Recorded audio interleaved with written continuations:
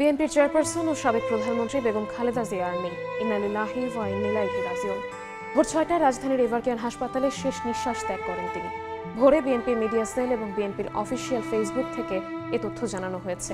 এর আগে সোমবার রাত 10টা 10 মিনিটে তাকে দেখতে এভারকেয়ার হাসপাতালে যান দলের ভারপ্রাপ্ত চেয়ারম্যান তারেক রহমান। আমরা অত্যন্ত দুঃখের সঙ্গে জানাচ্ছি বিএনপি চেয়ারপারসন ও সাবেক প্রধানমন্ত্রী বেগম খালেদা জিয়া আর নেই। দেশের বাইরে আমি যাব না, কারণ দেশের বাইরে আমার কোনো ঠিকানা নাই, আমার কোনো কিছু নেই। দেশের বাইরে আমি যাব না, এই দেশেই আমি থাকব, এই দেশেই আমার জন্মস্থান, এই দেশেই আমার মৃত্যু হবে, এই দেশের মানুষের কাছে মধ্যেই আমি বেঁচে থাকতে চাই।